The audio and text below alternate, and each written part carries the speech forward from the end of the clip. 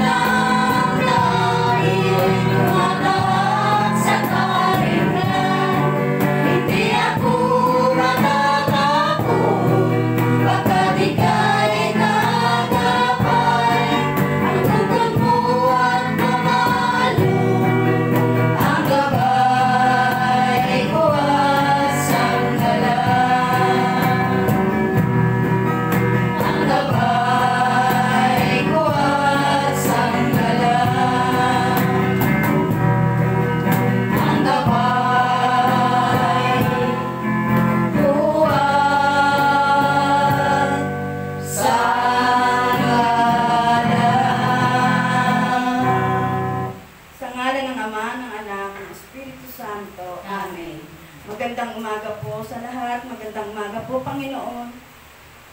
Maraming po salamat sa araw po na ito na inyong pinagkaloob po sa amin. Ginising kami upang magpasalamat at magpuri po sa umagang ito. Gayon din po sa iyo, Mama Mary. Magandang umaga din po sa inyo. Maraming po salamat sa mga pagsubok, sa mga biyayang ipinagkakaloob niyo po sa amin. Maraming salamat po, Lord, Panginoon. Dahil binigyan mo kami ng pagkakataong makarating sa gawain mo na ito, na yung kinalulugdan. Maraming po salamat dahil isa po kami sa buntun po ng karamihan upang inyong ipiliin at tumayo dito sa harapan upang magpuri at magpasalamat po sa inyo. Maraming po salamat sa mga taong ginagamit mo upang magkaroon po ng ganitong gawain. Ganun din po sa iyo, Mama Mary, maraming po salamat dahil ikaw po ang aming liwanag, ikaw po ang aming gabay patungo sa iyong anak na si Jesus. Maraming po salamat dahil ito po yung aming pagkakataon upang magpuri at magpasalamat sa mga pagsubok, sa mga kasakitan po na aming nadaranasan sa panahon po ngayon, lalong-lalo na po sa panahon na iba po ang kalaban namin.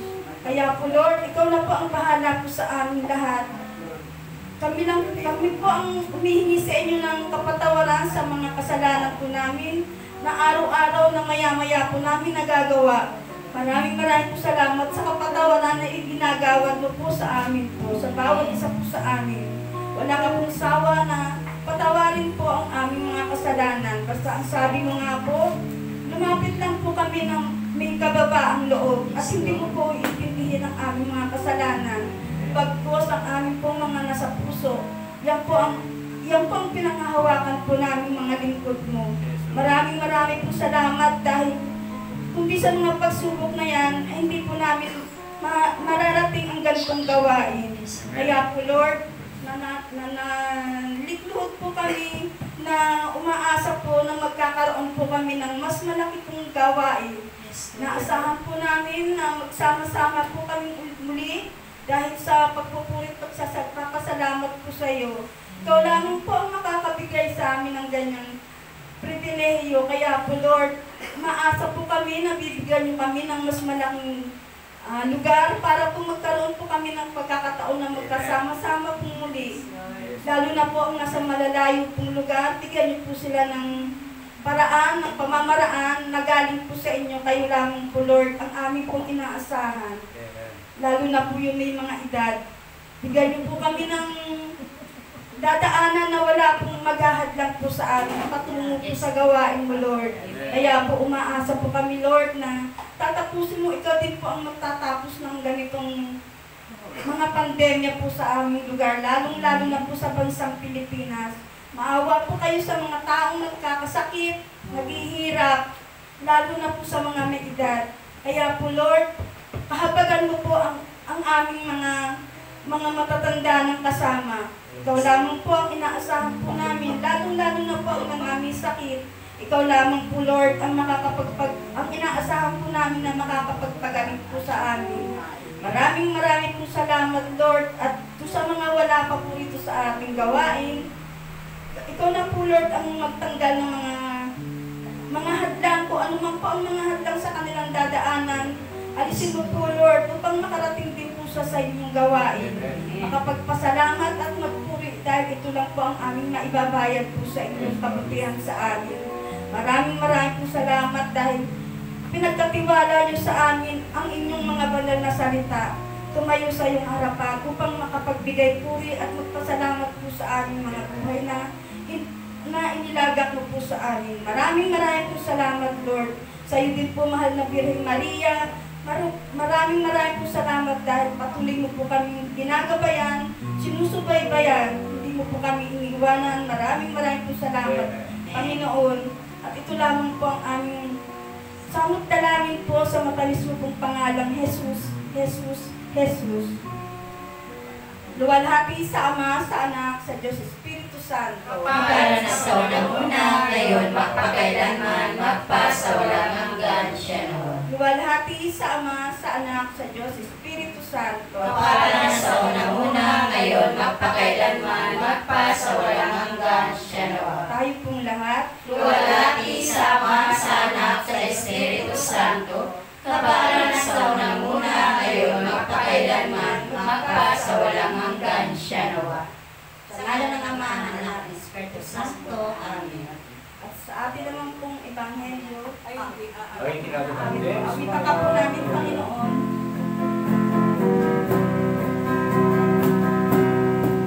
This is my heart, oh God. Make it ever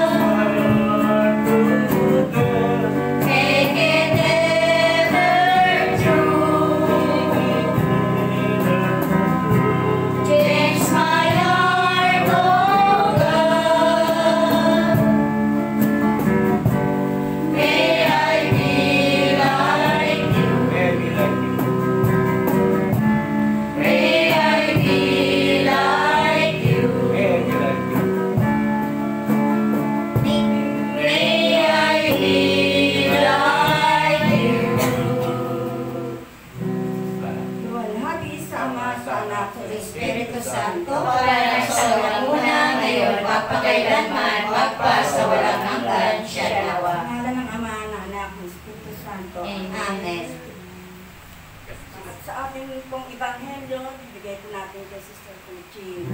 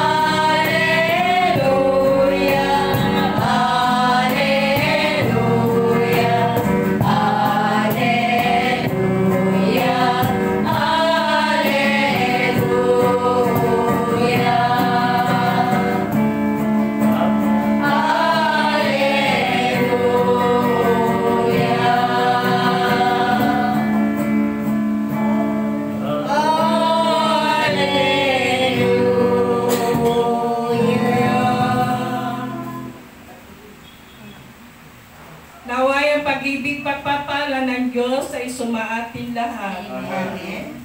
Pagbasa ng Ebanghelyo ayon sa sulat ni San Lucas. Papuri sa iyo, Panginoon. Panginoon.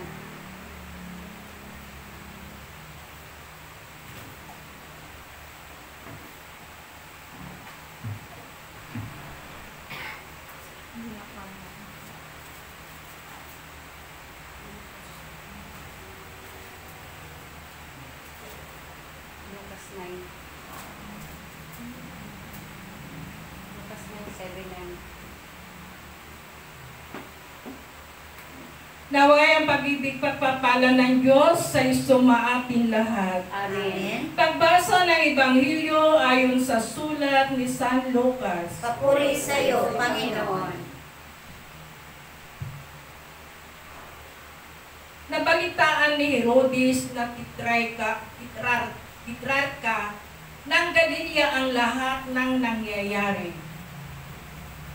Nagulo ang kanyang isip sapagkat may nagsasabing muling binuhay si Juan Bautista.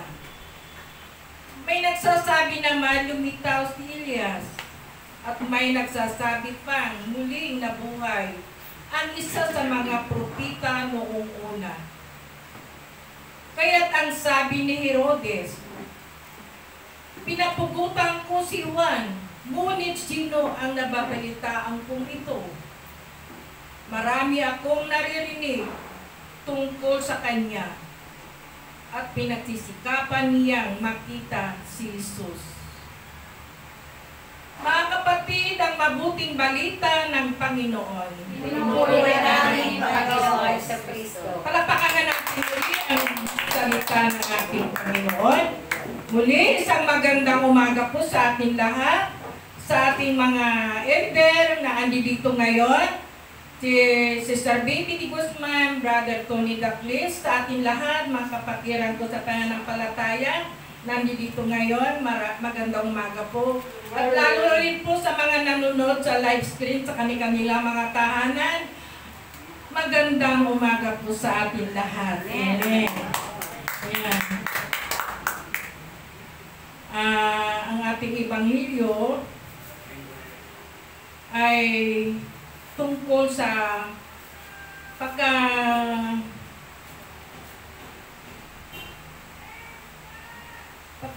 ni Juan Bautista. Ngunit hindi yun ang ano. Dahil ito, sa pagkamatay ni Juan Bautista, ay naguluhan din ang isip si Herodes, no? Dahil si Herodes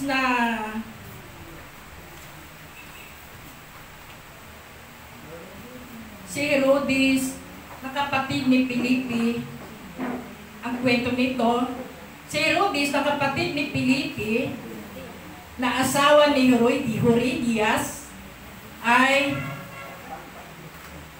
kinakasama ni Herodes si Herodias. So dahil sa ginagawa nilang yun, si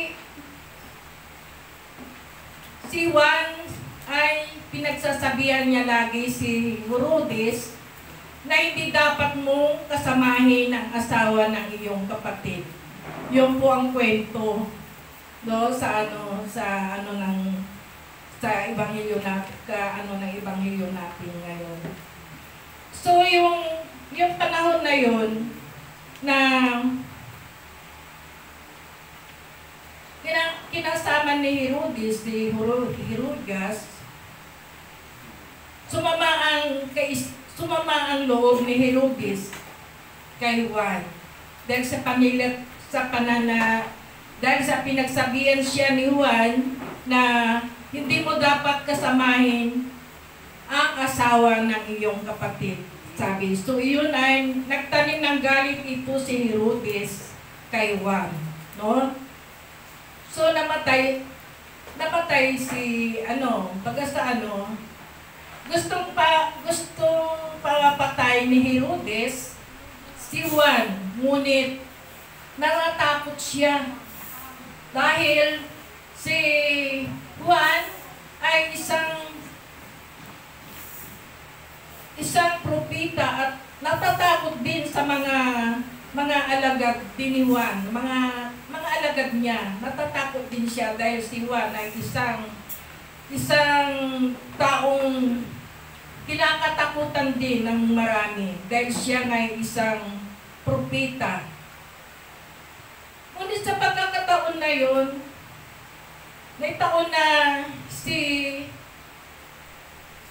Herodes ay nag-celebrate ng kanyang kaarawan. So yun ay pagkakataon na ito ngayon si Herodias ay kinumbitan niya. So yung ng Herodes na ito kay Herodias, nagkaroon siya ng salo-salo sa kanyang at naimbitahan sila mag-ina. So yung nagalak ang hari si Herodes dahil sa pagsasayaw ng anak ni Herodias. So sa kagalakan ng hari, sa pagbibigay ng aliw, pagsasayaw ni yung anak ni Herodias, ay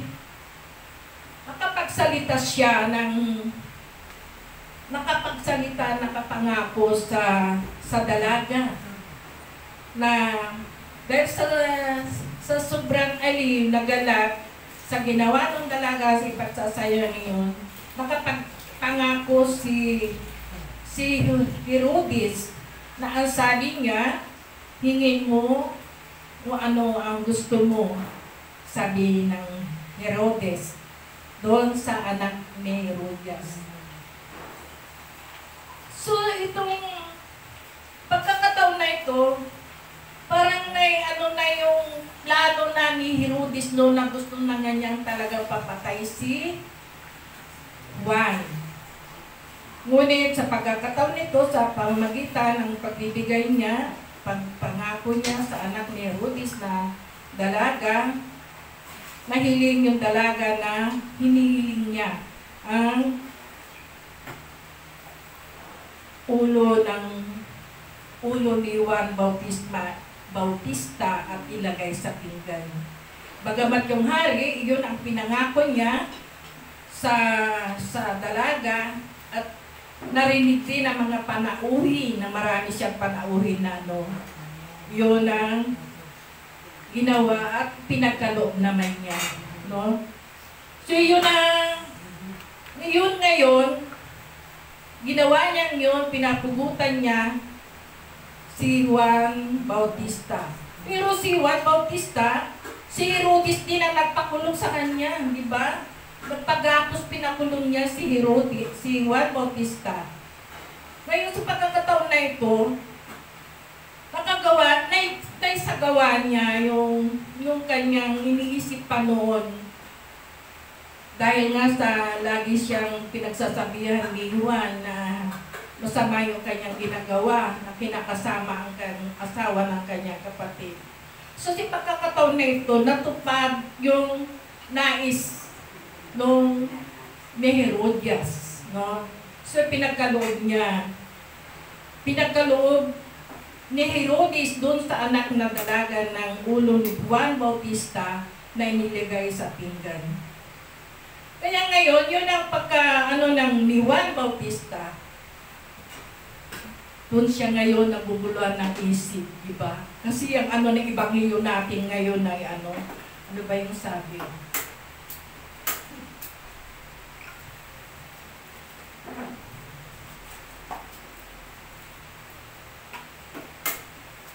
Ang sabi, ang buod ng ebanghelyo natin ngayon ay ano ba yun? Nagulo ang isip ni Herodes.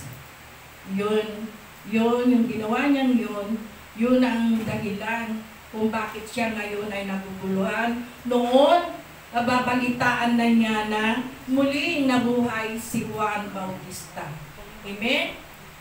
Nabalitaan niya, maraming naririnig na si Juan Bautista na kanyang pinakulong, pinagapos, pinugutan ng ulo at nabalitaan niya ngayon na siya'y muling nabuhay. No? So, marami siyang naririnig na ganon. So, ang sabi ni Herodes, sabi niya, ano kaya itong mga marami akong naririnig? Sabi niya, bakit nabuhay si Juan Bautista? Ganon, pinagapos ko na, pinakulong ko na. Kabilanggo, sabi niya. Ngayon, inutulang nga siya ng ulo, ngayon nabuhay muli. So yung party na yon,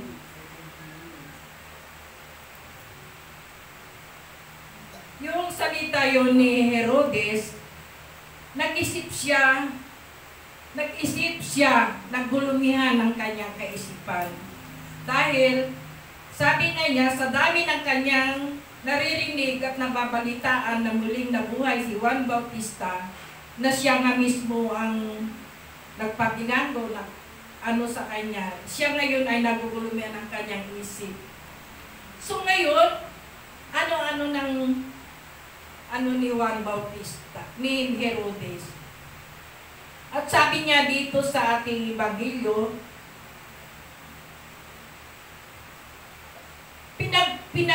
pinagpugutan ko si Juan. Ngunit ano ang nababalitaan ito? Marami akong naririnig tungkol sa kanya. So, yung ganyang naririnig niya, pinagsumikatan niyang makita muli si Jesus. Amen? Amen? Palapakan natin na ating Panginoon dahil sa bati na yun, nagnais siya na makita niya, makaharap niya uli ang Panginoon ni Jesucristo.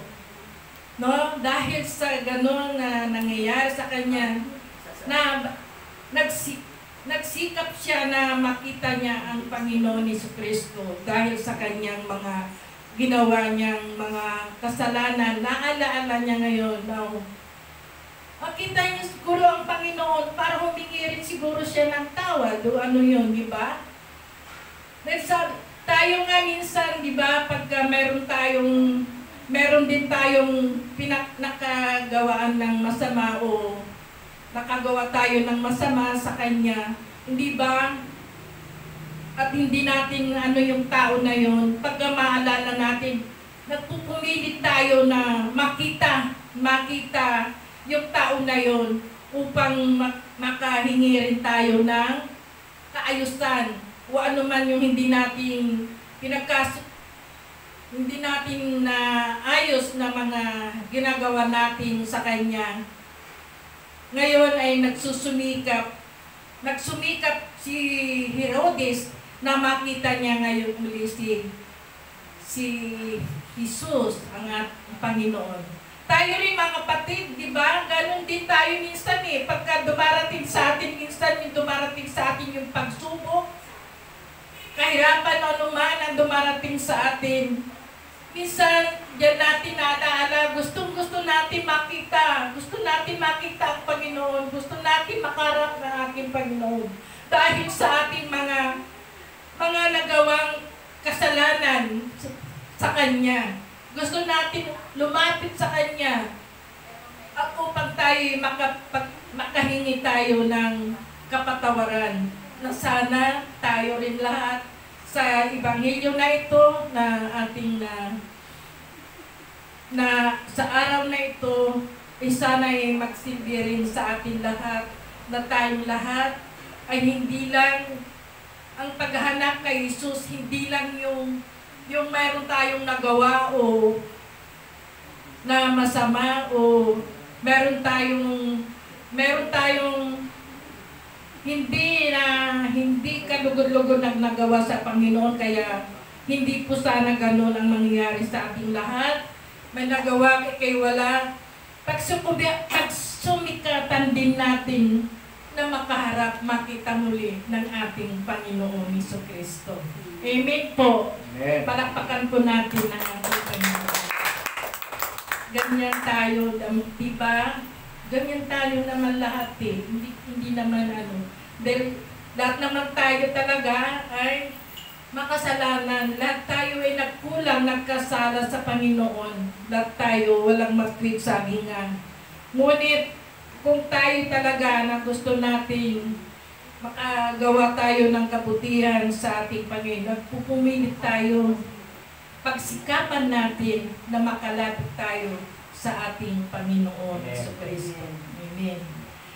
Maraming salamat, Panginoon, sa oras na ito. Muli mo kaming pinatayo uli sa harapan na ito. Maraming salamat, Panginoon, sa pagbibigay niyo sa amin ng kalakasan, Panginoon.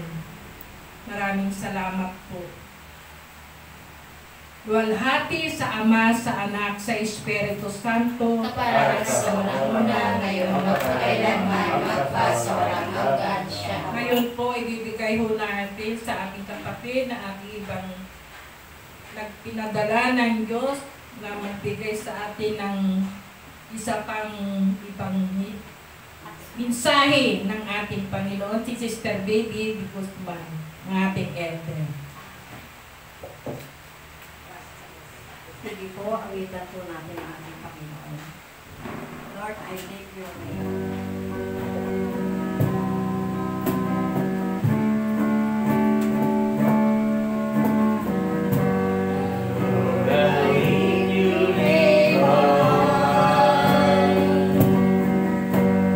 Lord, I love to sing your praises.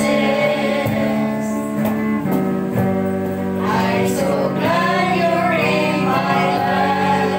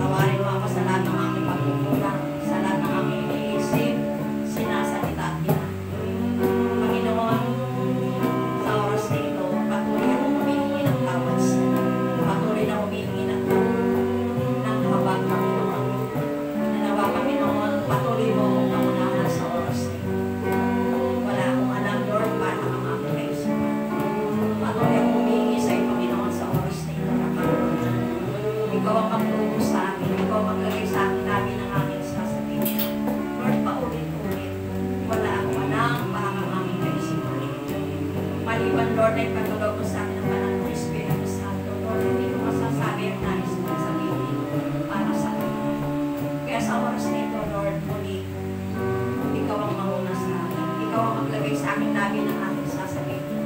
Patuloy ko lamang ibubuka ang aking mga bibig, ang aking lagi, Panginoon. At Lord, Ikaw ang manguna sa akin sa oras nito. Lord, maraming salamat. Inaangkin ko na sa oras nito ang patulungan, Lord, patulungan ng bukas sa'yo. Ikaw ang aming itataas, Panginoon, hindi ang aming mga sarili, Panginoon. Sa oras nito, Lord, manguna ka, magsalita ka, Panginoon. Maraming salamat. Maraming salamat.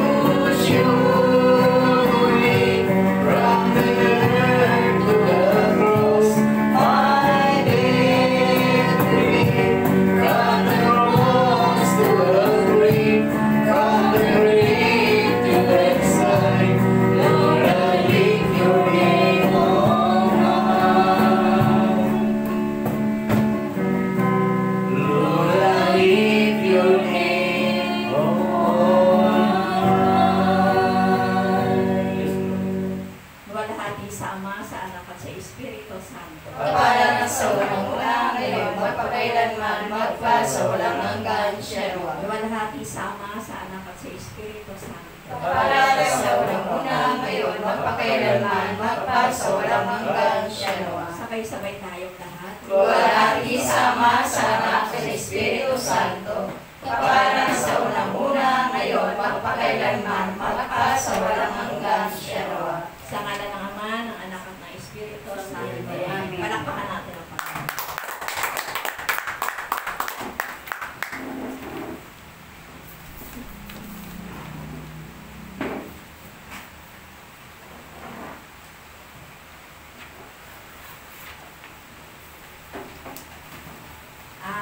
Muli po isang magandang umaga sa ating Panginoon, sa ating mahalay ng Birhen, sa kabanal-banal ng Espiritu Santo, sa inyo pong lahat na narito ngayon.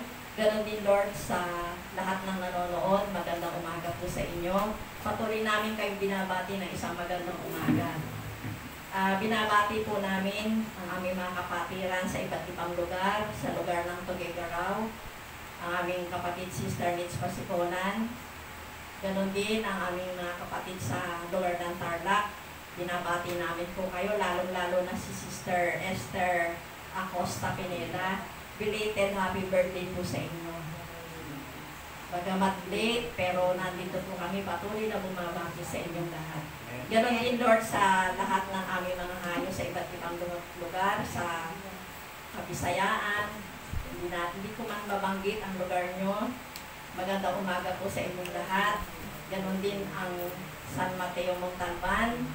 Patuloy namin kayong binabati. Ganon din ang aming kapatid na si Lady Diane Dolor. Happy birthday din sa iyo sa araw na ito. Ganon din ang Cavite Cluster, Sister Lina. Magparamdam ka. Belated happy birthday din sa iyo. Yan. Sino pa ba? Ang Manila Combined, yan. Patuloy namin kayong binabati sa lahat ng taga Manila. Magandang umaga sa inyong lahat. At sana yung Sister Yoli Liescas, yan, magandang umaga sa iyo. Sana makarating ka rito kahit minsan-minsan lang.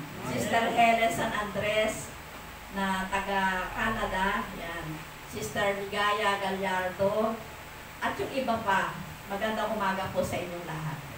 Palakpakan natin. Ang topic po natin ngayon, dahil nagulo ang isip ni Herodes, yan. Kasi minsan nakakagulo, pagka may ginawa kang masama, magugulo yung isip mo. Kaya ang topic ko po ngayon ay huwag nang mag-isip-isip.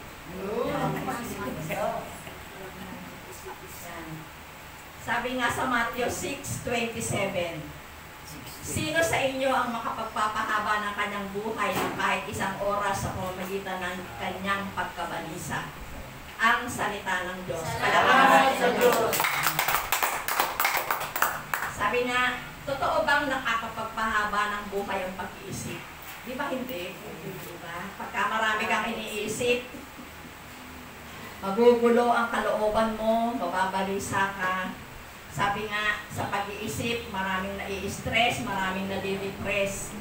Sabi nga kanina ng ating ka-brother, di ba, na meron siyang kasamahan na naglaslas o uminom ng laso, di ba? Kasi nga, sa dami ng iniisip, punong-puno na yung utak natin ng kabalisahan. Kasi, minsan, nakakalimot tayong tumawag sa Diyos. Amen? Kaya minsan, hindi hahaba yung buhay natin pag marami tayong masyadong pinag-iisip na wala namang kakwenta-kwentang bagay. Amen? Sabi nga, huwag nang mag-isip-isip. Sabi, mahilig mag-isip at mag-alala ang tao sa kanyang pangangailangan. Matthew 6:25 hanggang 32.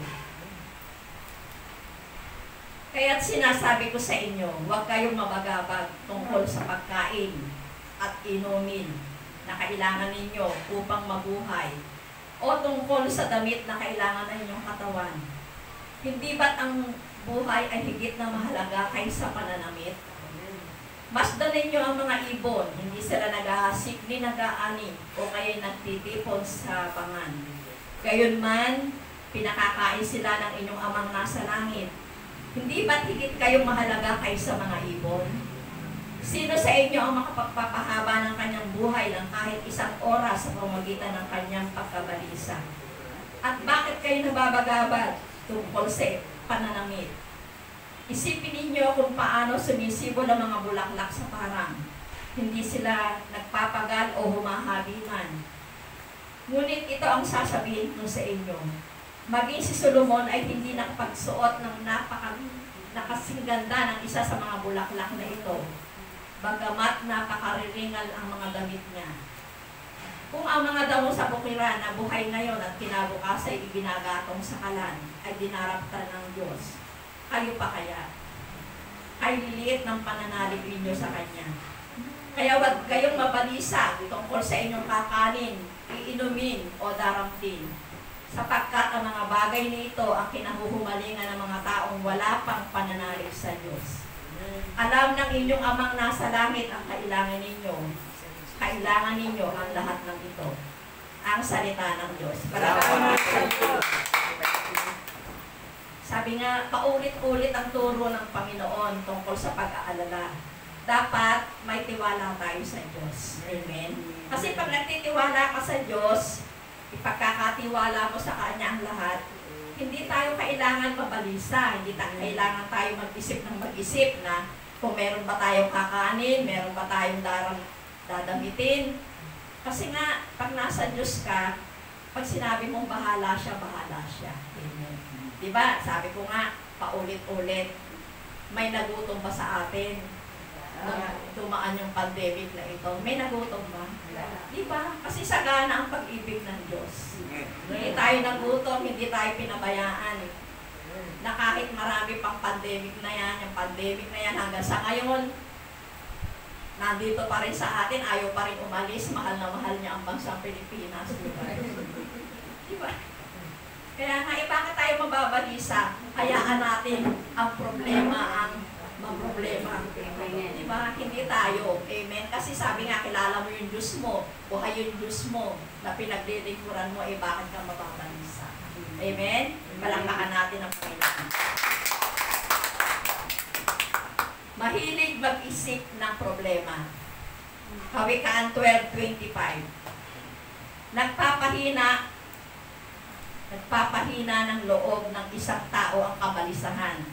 Ngunit ang magandang balita ay may dulot na kasiglahan.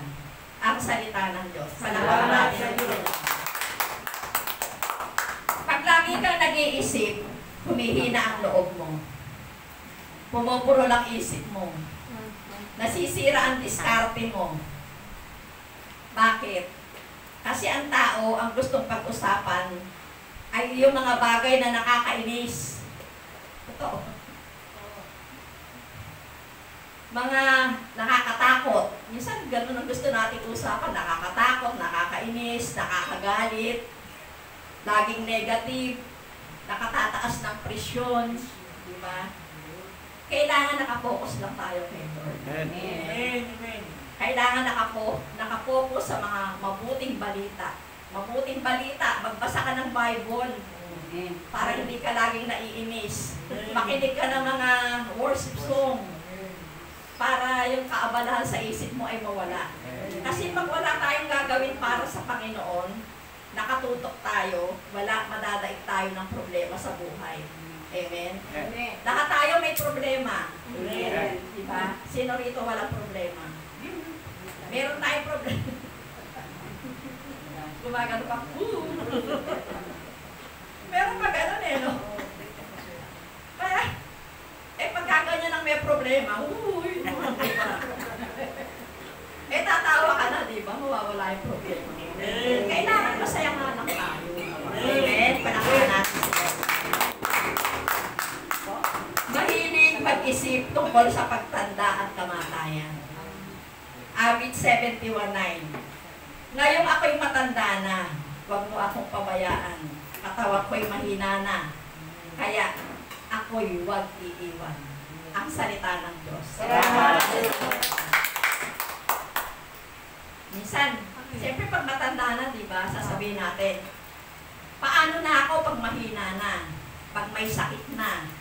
Sino kaya ang mag-aalaga sa akin? Kawawa naman ako. Dapat hindi natin kinatatakutan ng pagtanda. Pag marami kang itinanim, mag-aani ka. Pagtulog mo, sasabihin mo, wow, Lord, salamat sa isang araw na lumipas. Buhay pa rin ako hanggang ngayon. Nadagdagan naman ang buhay ko. Paggising mo, mainit na agad yung ulo mo. Diba? Ano ba yan?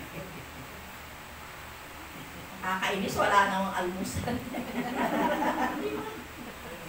Diba nga? Parang puro pangit na yung makikita mo pagkapagising mo pa lang sa umaga, nagalit ka na. Amen. Kaya kailangan, pag nagising tayo, nakagiti agad. Lord, thank you. Sabi nga, kung ikaw ay mananampalataya, pagising mo pa lang, pumunta ka sa altar, lumod ka. Diba? Lord, thank you sa another day ng buhay na ibinigay mo sa akin sa araw na ito. Pero kung hindi tayo magpapasalamat, hindi tayo magpupuri sa Panginoon, pagising pa lang, alam nyo yung maghapon, parang walang kabuluhan. Amen. Pero pag sinimulan mo ng nanalangin ka, nagdasal ka sa Panginoon, nag-rosary ka, yung maghapon na yung bagamat, nandun pa rin yung problema, pero ismut na ismut ang takbo ng buhay. Amen. Walang alalahanin. Bagamat merong kang dapat isipin, pero nawawala yan sa isip mo kasi inuna mo ang Diyos. Amen. Awit 55:4 hanggang 5. Yaring aking puso'y tigib na ng lumbay, sa katakutan ako, kung ako ay pumanaw. Sa tindi ng takot, ako'y nanginginig, sinasaklot ako ng sindak na labis. Ang salita ng Diyos. Ano ang mapapala mo kung mag-iisip ka na mag-iisip? Meron ba? Wala, diba? Wala. Nakakapagod ang matakot.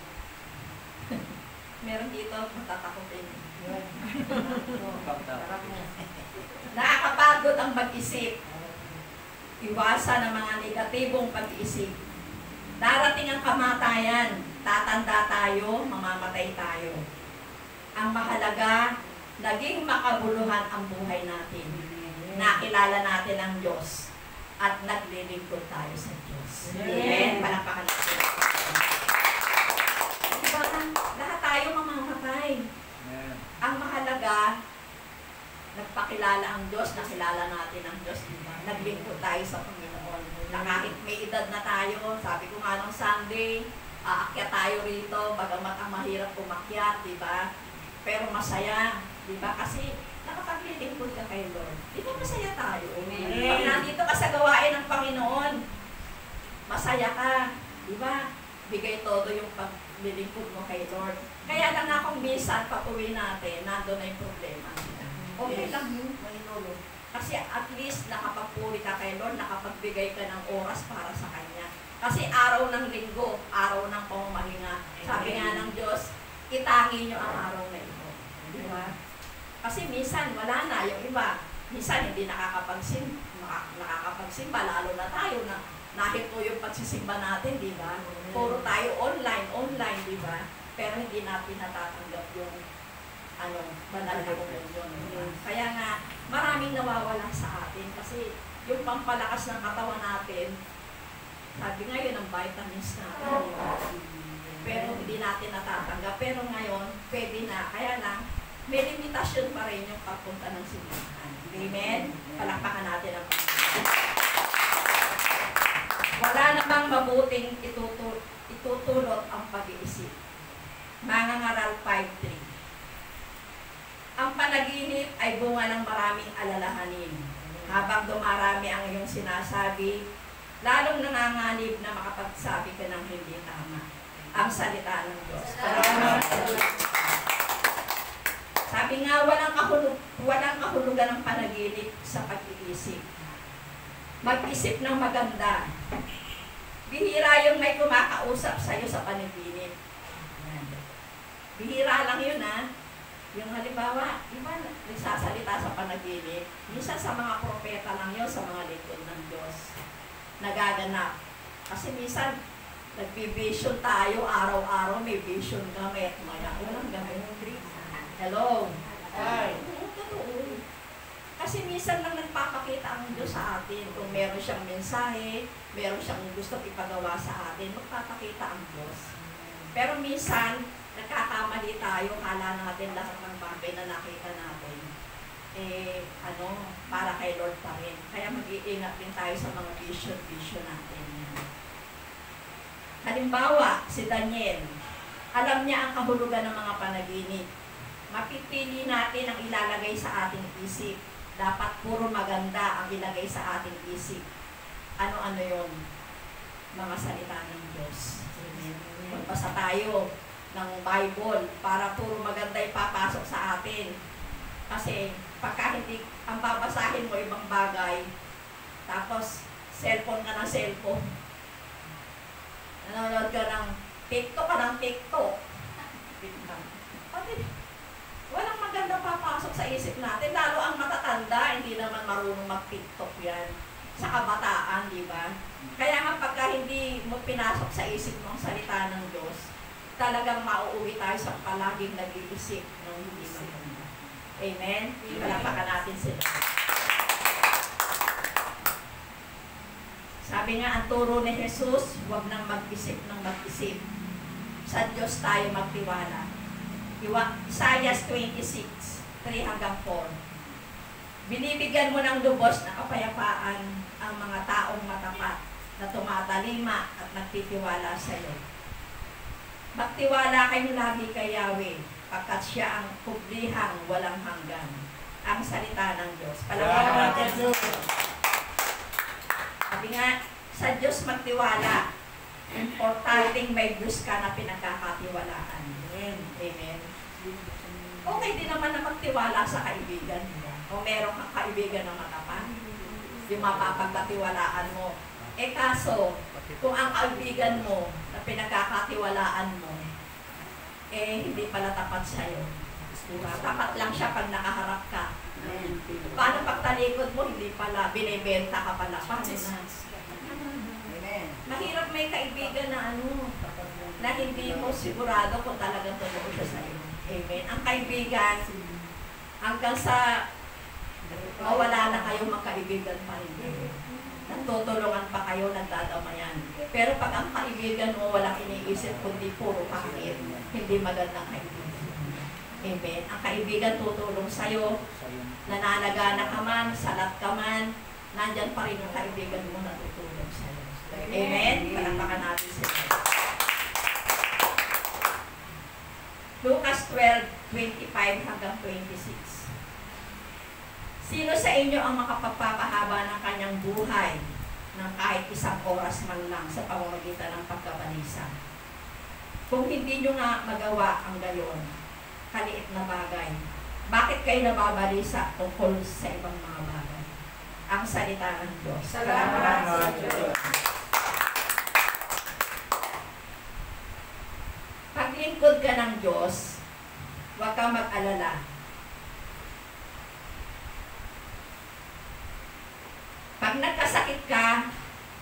may naka-assign na mag-aalaga sa'yo. Paglingkod ka ni Lord, may naka-assign na si Lord na mag-aalaga sa'yo. Minsan hindi natin alam yon, pero may hihipuin ng Diyos para alagaan ka. Kapag wala kang makain, may magbibigay sa'yo. Totoo hindi. Hindi tayo pababayaan ng Diyos. Kasi minsan, nag-aalala tayo, makawala tayo. Diba? Resources, diba?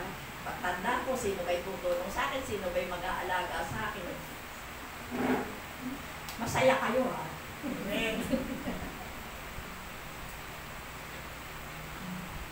Hello po sa nanonood. Masasaya po yung kasama ko. Kasi palaisip po sila. Sabi nga, paano iiwasan o babawasan ang pag-aalala? Sabi nga, magplano, unahan mo ang problema. Para mabawasan yung pag-aalala natin, magplano tayo. Unahan mo yung problema sa pangangailangan mo. Yan. Sabi nga, wala namang tao hindi nagkakasakit. Di ba? Totoo naman, lahat naman tayo magkakasakit. Mag-ipon ka. Mag-alkansya. Dapat may insurance ka. Di ba? Lahat mamamatay. May paglilibigan ka na ba? Dapat may damit ka nang isusuot. Kasi dapat practical tayo ngayon. Di ba? Hindi yung pagka namatay ang kasama mo, naghahagilap pa ng isusuot sa mga kapitbahay. Di ba? Oo, di ba? Totoo yun. Ako, alam nyo, ako karamihan ng puti kong damit na ibigay ko dun sa mga kapitbahay. Kasi walang isusuot. Oo, kaya nga, di ba, yung barong, di ba? Eh kasi, kailangan nila yun, kaya siyempre ibibigay mo. Kaya, minsan mahirap. Paano pag tayo na? Di ba? Dapat bumili na kayo ng trahe ni boda nyo. Nakarin. Kasi dapat practical, meron ka ng paglilibingan. Ang hirap kayang mamatay ngayon. Di ba patay ka na? Namumproblema pa yung mga kasama mo, di ba? Kasi walang pambayad, di ba? Kung saan maghahagilap. Kaya dapat pala, pati kamatayan, pinaghahandaan. Yes. Mamatay ngayon. Yung kinikremate. Kinikremate. Sa panahon ng alam nyo, sis, mahal pa rin yung cremation. Mahal pa rin yun. Tapos yung paglalagyan mo, mas mahal. Mahal mga 50,000. Oo. Kaya, mahal na. Kaya sulog yan o baon yan, mahal.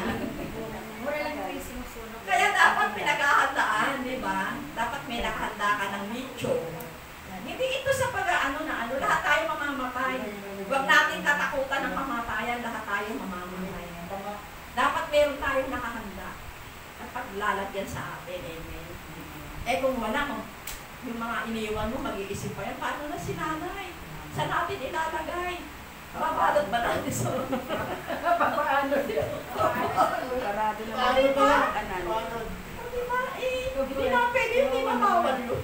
Pwede yun. Kaya nga, may naghahandaan ang lahat. Kaya, huwag tayo mag-isip, pero maghanda tayo, mag-alkansya kayo. Mag-ipon kayo. Diba? Pero mayroon. Oo, si sister, meron na yan, yung sa, tapos ka na? Ilang buwan na, 10 months na lang. Diba? Yung sa akin, hinulog ako. Kaya nga, diba? Meron na sila. Diba? Wala pa yung lupa eh.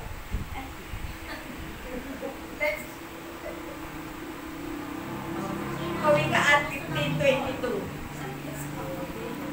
Ang isang balak na mabilis ay di pakikinabangan, ngunit ang planong pinag-aaralan ay magtatagumpay. Ang salita ng Diyos. Magplano. Yan, magplano tayo. Kung mabuhay tayo ng 90 years old, dapat may security tayo. Okay sana kung may security tayo sa mga anak natin. Diba? Diba sa mga anak, diba? Okay, mababait ang mga anak natin. Paano kung yung asawa ay hindi tayo kasundo? Yung manugang natin, hindi tayo kasundo. Paano na? Diba? Bihira lang na mag-aalaga ang manugang sa biyanan. Bihirang-bihira. Diba? Sa 100, baka 1-2 lang. Yung merong manugang na mabait. Diba? Kaya mahalin niyo yung manugang niyo. Mahalin niyo yung mga biyanan niyo. Kaya lang, wala ritong bata eh. Diba? Puro tayo, wala yung mga anak-anak natin. Diba? Kasi, sabi ko, mahalin niyo yung mga manugang niyo. May umiirat. Ano po sa tanong? Meron po umiirat dito, hindi ko po alam kung bakit siya umiirat. Kaya nga, bihirang-bihira, di ba? Mag-aalaga sa biyanan. Eh, ang biyanan ko, irak ng irak, aalagaan mo. O, di ba? Kaya nga sabi nga, maging mabait tayo. Ang hirap maging mabait kasi aabusuhin ka. Pero mas mabuti na yung mabait kaysa salbahe ka, di ba? Baka bigyan ka pa ng lason niya, di ba? Yun nga. Naalagaan ka, di ba? Hindi mo alam paano yung pinakakain sa'yo. Pero hindi naman hahantong doon, di ba? Kung mabuti tayong manugang, mabuti tayong ganan, nasa pag-uusap yan. Amen. Sabi nga, pag patuloy mong ipinapanalangin, bahala ang Diyos kumilos. Kasi sabi nga natin, ang panalangin nakakapagpalipat ng bundok, di ba? Hindi, ibig sabihin, pagka nanalangin ka, dinirinig ng Diyos yun. Amen. Palakpakan natin sa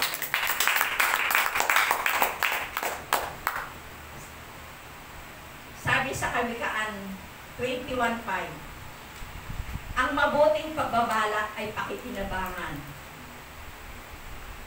Binasa ko na ba ito? Ngunit ang dalos-dalos na paggawa ay walang kahihinatnan. Ang salita ng Diyos. Salamat sa Diyos. Kaya nga, magsikap, mag-ipon. Diba? Pagka wala kang ipon, paano na? Diba? Eh, sino naman ang makakapag-ipon ngayon? Lalo na yung matatanda, makakapag-ipon pa ba tayo? Diba? Kung hindi tayo bibigyan ng mga anak natin, diba? Buti na lang kung may anak ka na paminsan-minsan, di ba, binibigyan ka, makakapagpagitan, di ba? Pero sabi nga natin, mahala ang Diyos. Paglingkod ka ng Lord, hindi ka pababayaan. Hindi ka iliwan yan. Amen. Palakpak natin. Mangaral 9:10. Ano man ang ginagawa mo, pagbuhusan mo ng iyong makakaya. Ang salita ng Diyos. Palakpak natin. Mangaral 3:22. Kaya naiisip ko na walang pinakamabuti sa tao kundi magpasasa sa kanyang pinagpagalan. Wala na siyang ibang magagawa. Ang salita ng Diyos. Sabi nga, gamitin natin ang ating pinagpaguran. Huwag natin gamitin yung pinagpaguran ng iba. Huwag tayong umasa sa iba. Kung ano ang meron tayo, sinupin natin. At yan ang gamitin natin. Yung atin lang. Amen? Kaya nga pag hindi ka masinop sa lahat ng bagay, walang matitira sa'yo. Diba? O masinop ba kayo? Amen. Amen. Baka ubos-ubos biyaya kayo. Diba? Kailangan nagsisilop din tayo kahit papano, kahit konti-konti. Diba? Kasi minsan mahirap umasa sa iba. Magtaramdam ka lang pag hindi ka napagbigyan. Totoo hindi. Meron kang taong lalapitan, wala kang makukuha sa kanya. Sasama yung loob natin. Mag-iisip tayo, bakit kaya siya ganon, bakit kaya siya ganito.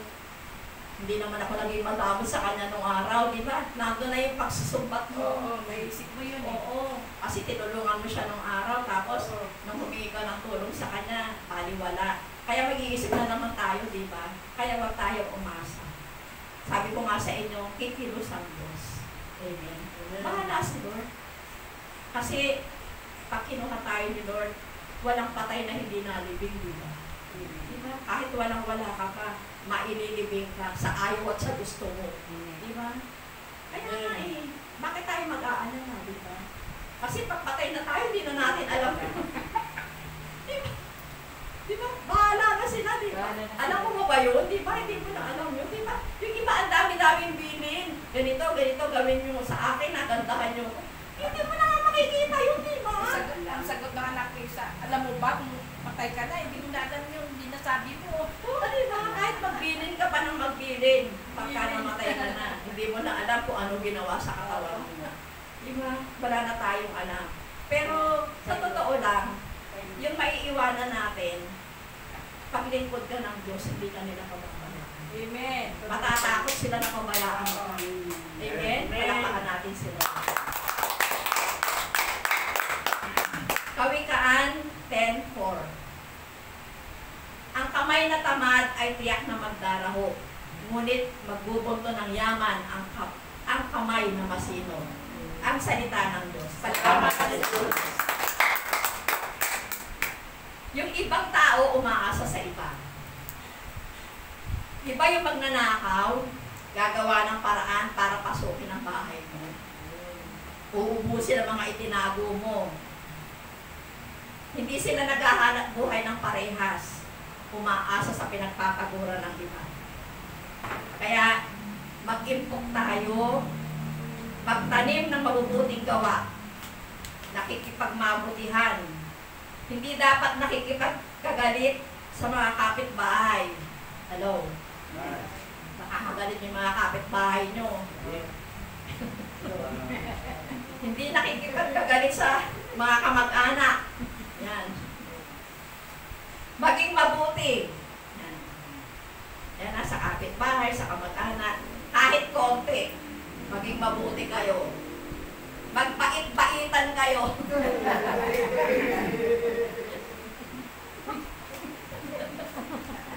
Pwede ba yun? Magpait-paitan. Yan. Sabi nga, magpait-paitan para may kumalinga sa'yo pagdating ng araw. Maging mabait tayo sa kapwa. Sa kapwa manggagawa natin. Mabait pa kayo sa mga kasister nyo, ka-brother nyo. Baka pagtalikod yung, kayo siya sa sister. Ayoko kasama niya. Ang dal-dal niyan. Meron ba ganon? Hello? Ba't ayaw nyo sumagot? Parang meron na. Meron pa rin daw. Meron pa. Meron daw. Meron din kasi.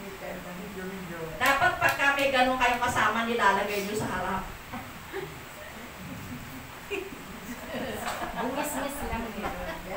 Para pag nananalangin na kayo, lahat ng kamay nyo ipatong nyo sa kanya. Para bumait. Oo, di ba? Kasi ang magkakasama sa hayo, sa mga lakad, dapat nagkakaisa yan, di ba? Alam ko naman, minsan may tampuhan, di ba? Hindi maiiwasan yung tampuhan. Sa magkakasama, sa magkakapatiran, hindi maiiwasan yan. Minsan may mga sit-sit-sit yan. Di ba? Pero pagkatapos, di mo wala na yun. Wala na. Di ba na lang na itinanong mo sa puso? Kaya kung magdaramdam tayo, sandali lang. Huwag natin palipasin ang isang buong araw. Pag-uwian natin, tapos na yung ayaw natin, okay na tayo, di ba?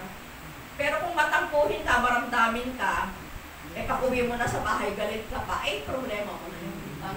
Mag-iisip ka pa ngayon, di ba? Nakapagsalita ka na ng masakit, nabitawan mo na yung mga salita mo na hindi mo na pwedeng bawiin. Kaya, bago tayo magsasalita, mag-isip muna tayo ng mga isip. Amen? Palakpakan natin sila. Mga ngaral 11:4. Ang naghihintay sa pagtigil ng hangin ay di kailanman makapaghahasik ng kanyang binti. At ang nag-aalala sa patak ng ulan ay di makapagtaan. Ang salita ng Diyos.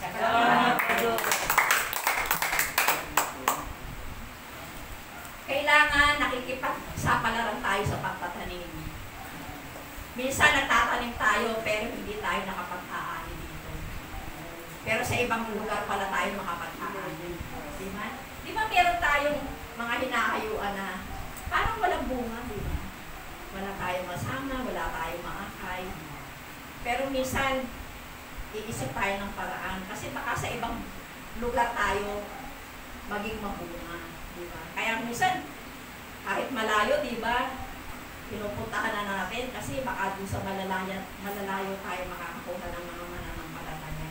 Kaya, ang paglilingkod kay Lord, mahirap na masarap. Kaya, pag nagtatanim tayo, at hindi tayo lumalagot sa isang lugar, lilipat tayo sa ibang lugar. Merong lugar na talaga sabi ngayon na tinatawag na tigang na lupa.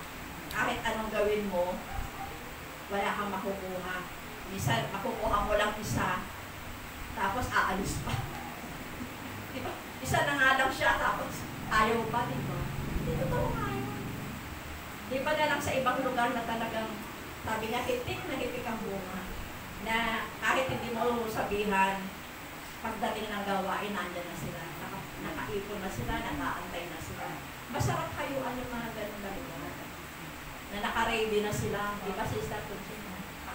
Sa Pangasinan, gano'n halos pinaghahandaan nila yung pagdating. Pag araw ng pagpunta, alam na nila. Alam niyo ba kung magluto sila ng pansit o isang awa? Awang malaki. Dami. Kaya minsan, Mag-attendance kami di ba hiwalay kami ha? Hayo lang yun na pagkat nag-berin, attendance mo 50, 60, gano'n. Kaya, pag nagkita-kita kami, di ba, may tagpuan kami. Pag nagkita-kita kami, kanya-kanya kami balot ng pansit. Ganun yung mga taga-probinsya. Hindi sila iba-iba na handa. Halimbawa, yung sa Carlos, pansit. Yung sa Malasikip, pansit din. Oo, para silang nag-uusap. Kaya makakanin. Oo, kakanin yun. Minsan pag uwi namin, punong-puno kami ng pansit. Di ba? Diyan naman, Oo, kala sa ba? Tapunan na yung kanin. No? Oo, ganun. Kaya merong matabang lupa, merong tigang na lupa. Diba? Na yung mga karanasan namin sa paghayo, sa malalayo, diba? Na masaya na minsan mahirap. Pero sabi nga, pag naglilingkod ka kay Lord, hindi mo titignan yung hirap. Titignan mo yung paano mo ba sa pinupuri ang